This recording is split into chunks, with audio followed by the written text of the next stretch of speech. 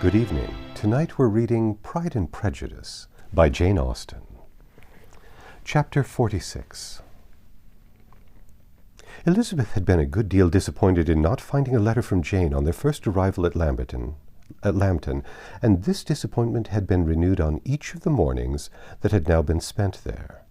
But on the third her repining was over, and her sister justified by the receipt of 2 letters from her at once, on one of which was marked that it had been missent elsewhere. Elizabeth was not surprised at it, as Jane had written the direction remarkably ill. They had just been preparing to walk as the letters came in, and her uncle and aunt, leaving her to enjoy them in quiet, set off by themselves. The one missent must be first attended to, as it was written 5 days ago.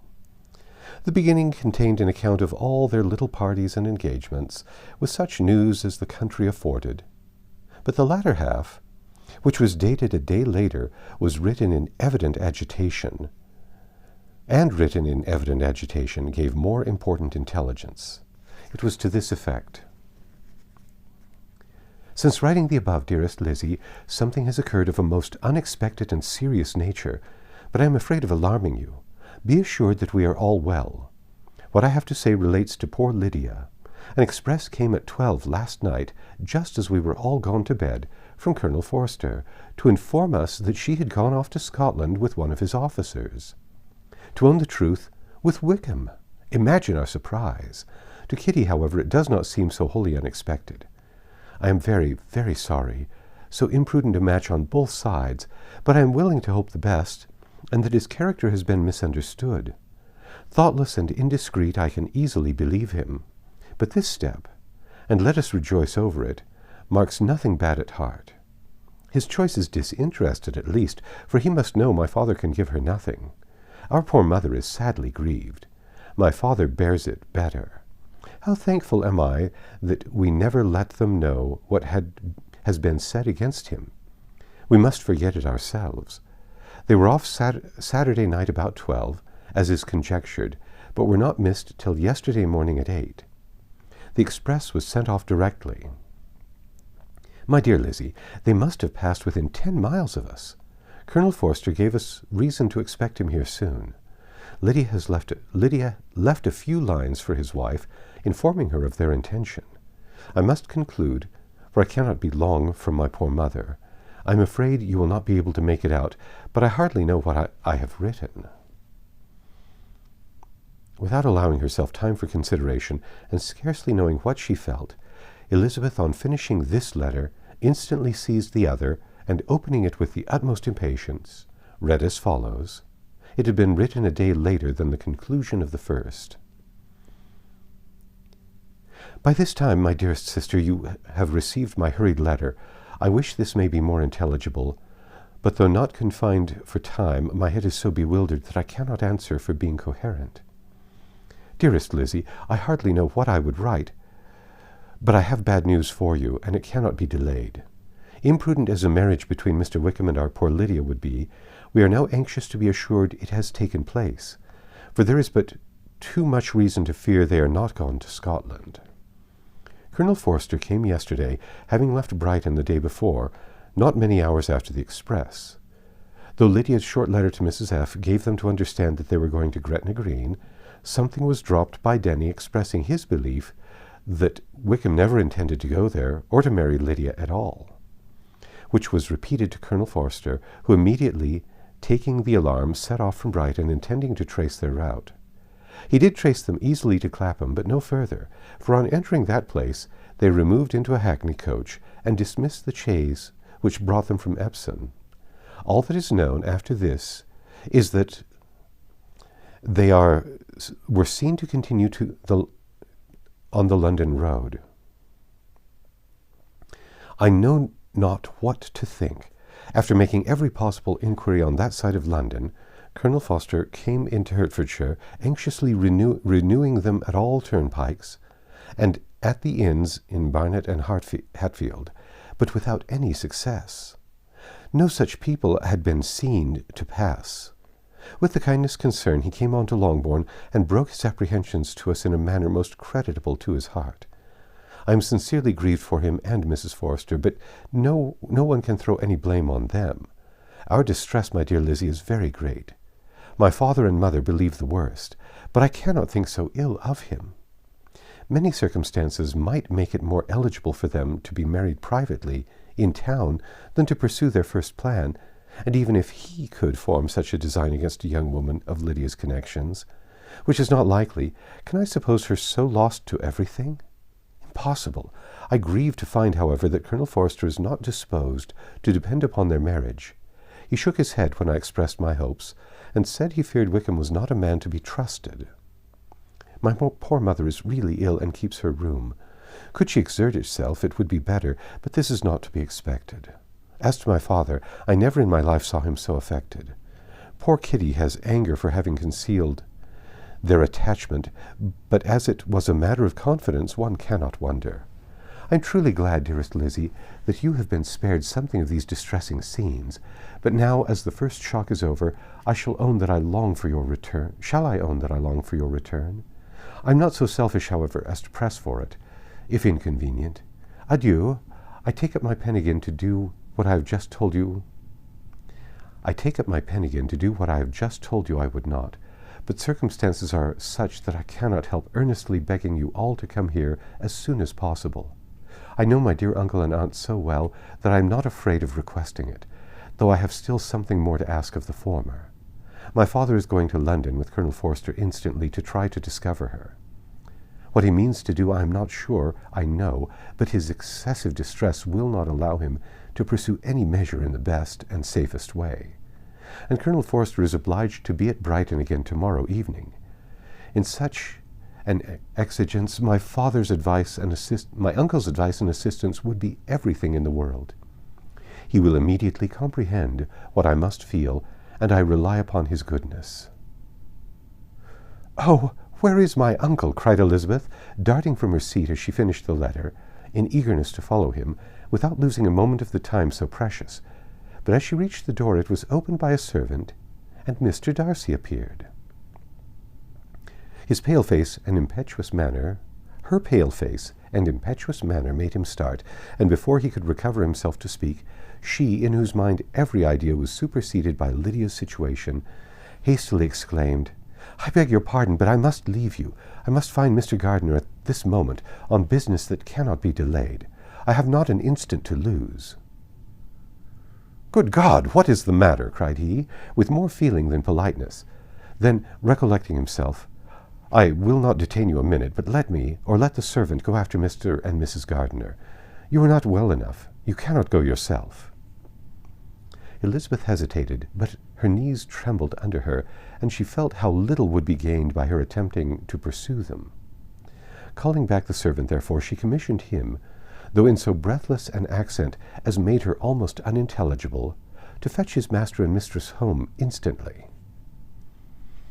On his quitting the room, she sat down, unable to support herself, and looking so miserably ill that it was impossible for Darcy to leave her, or to refrain from saying, in a tone of gentleness and commiseration, "Let me call your maid. Is there nothing you could take to give you present relief? A glass of wine. Shall I get you one?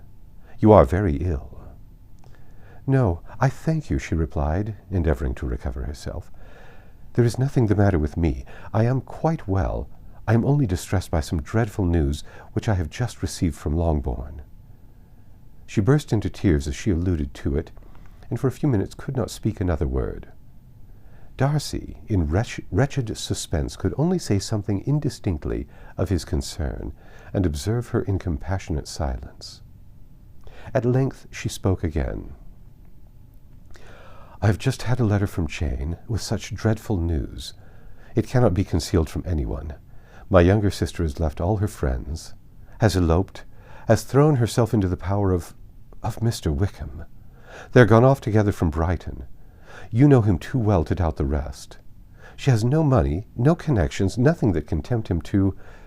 She is lost forever." Darcy was fixed in astonishment. "When I consider," she added in a yet more agitated voice, "that I might have prevented it, I who knew what he was, had I but explained some part of it only, some part of what I learnt to my own family, Had his character been known, this could not have happened. But it is all too late now. "I am grieved indeed," cried Darcy. "Grieved, shocked. But is it certain, absolutely certain?" "Oh, yes. They left Brighton together on Sunday night and were traced almost to London, but not beyond. They are certainly not gone to Scotland." "And what has been done? What has been attempted to recover her?" "My father has gone to London, and Jane has written to beg my uncle's immediate assistance, and we shall be off, I hope, in half an hour. But nothing can be done. I know very well that nothing can be done. How is such a man to be worked on? How are they even to be discovered? I have not the smallest hope. It is every way horrible." Darcy shook his head in silent acquiescence. "When my eyes were opened to his real character, oh, had I known what I ought, what I dared to do! But I knew not. I was afraid of doing too much. Wretched, wretched mistake." Darcy made no answer. He seemed scarcely to hear her, and was walking up and down the room in earnest meditation. His brow contracted, his air gloomy. Elizabeth soon observed, and instantly understood it. Her power was sinking. Everything must sink under such a proof of family weakness, such an assurance of the deepest disgrace. She could neither wonder nor condemn, but the belief of his self-conquest brought nothing consolatory to her bosom, afforded no palliation of her distress. It was, on the contrary, exactly calculated to make her understand her own wishes, and never had she so honestly felt that she could have loved him as now, when all love must be vain. But self, though it would intrude, could not engross her. Lydia, the humiliation, the misery she was bringing on them all, soon swallowed up every private care, and covering her face with her handkerchief, Elizabeth was soon lost to everything else, and after a pause of several minutes was only recalled to a sense of her situation by the voice of her companion, who, in a manner which, though it spoke compassion, spoke likewise restraint, said, "I am afraid you have been long desiring my absence, nor have I anything to plead in excusing my stay, but real though unavailing concern. Would to heaven that anything could be either said or done on my part that might offer consolation to such distress. But I will not torment you with vain wishes, which may seem purposely to ask for your thanks. This unfortunate affair will, I fear, prevent my sister's having the pleasure of seeing you at Pemberley today. Oh, yes, be so kind as to apologize for us to Miss Darcy. Say that urgent business calls us home immediately. Conceal the unhappy truth as long as it is possible. I know it cannot be long." He readily assured her of his secrecy, again expressing his sorrow for her distress, wished it a happier conclusion than there was at present reason to hope, and leaving his compliments for her relations, with only one serious parting look, went away. As he quitted the room, Elizabeth felt how improbable it was that they should ever see each other again on such terms of cordiality as had marked their several meetings in Derbyshire, and as she threw a retrospective glance over the whole of their acquaintance, so full of contradictions and varieties, sighed at the perverseness of those feelings which would now have promoted its continuance, and would formerly have rejoiced in its termination. If gratitude and esteem are good foundations of affection, Elizabeth's change of sentiment will be neither improbable nor faulty. But if otherwise, if the regard springing from such sources is unreasonable or unnatural, in comparison of what is so often described as arising on a first interview with its object, and even before 2 words of it have been exchanged, nothing can be said in her defense, except that she had given somewhat of a trial to the latter method in her partiality for Wickham, and that its ill success might perhaps authorize her to seek the other less interesting mode of attachment. Be that as it may, she saw him go with regret, and in this early example of what Lydia's infamy must produce, found additional anguish as she reflected on that wretched business. Never since reading Jane's second letter had she entertained a hope of Wickham's meaning to marry her. No one but Jane, she thought, could flatter herself with such an expectation. Surprise was the least of her feelings on this development. While the contents of the first letter remained on her mind, she was all surprise, all astonishment, that Wickham should marry a girl whom it was impossible he could marry for money, and how Lydia could ever have attached him had appeared incomprehensible.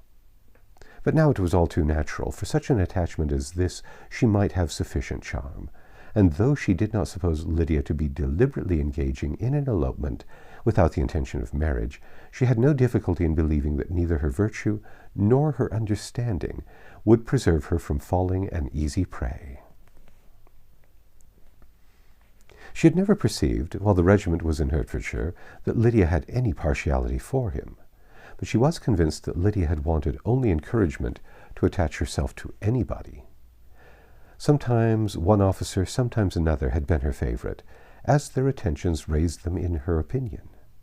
Her affections had been continually fluctuating, but never without an object.